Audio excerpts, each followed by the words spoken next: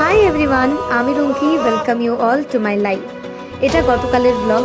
গতকাল ছিল ডুরান্ট কাপের ফাইনাল ম্যাচ, যেখানে মুখোমুখি ছিল ইস্ট বেঙ্গল আর মোহনবাগান। আর সেই ম্যাচ দেখতে আমরা সপরিবারে চলে গিয়েছিলাম সল্ট লেক স্টেডিয়াম। ছোটবেলা থেকেই বাড়িতে দেখেছি ইস্ট বেঙ্গল মোহনবাগান ডার্বি নিয়ে কি উত্তেজনা আর কি আবেগ আমার বাবা আর দাদার মধ্যে।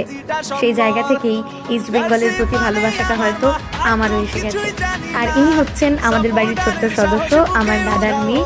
ওকেও আমরা মোটামুটি ট্রেন করে দিয়েছি। ম্যাচের রেজাল্ট সবাই জানো, 4-1 গোলে ইস্ট বেঙ্গল ডুরান্ট চ্যাম্পিয়ন। রেফারির শেষ বাঁশি বাজার সঙ্গে সঙ্গে বাঁধ ভাঙা উচ্ছ্বাস, জ্বলল মশাল, আর তার সঙ্গে চোখে জল নিয়ে আবেগতাড়িত আমরা। গ্যালারি থেকে বেরিয়েও আমাদের মধ্যে উচ্ছ্বাসের কমতি নেই, গাড়িতেও সেটা বজায় ছিল।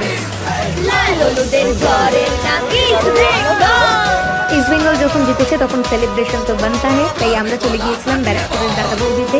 ছোটবেলা থেকেই দেখেছি বাবা যখনই ইস্ট বেঙ্গল জিতত তখনই ভালো মন্দ খাবার নিয়ে আসতো, তাই সেই ধারা অব্যাহত রাখলাম আমরাও, কারণ ইস্ট বেঙ্গলের এই জয়টা তো সেলিব্রেট করতেই হতো। তো চিয়ার্স ফর ইস্ট বেঙ্গল। আজ এই অবধি, দেখা হবে তোমাদের সঙ্গে আবার নেক্সট ব্লগে। টাটা।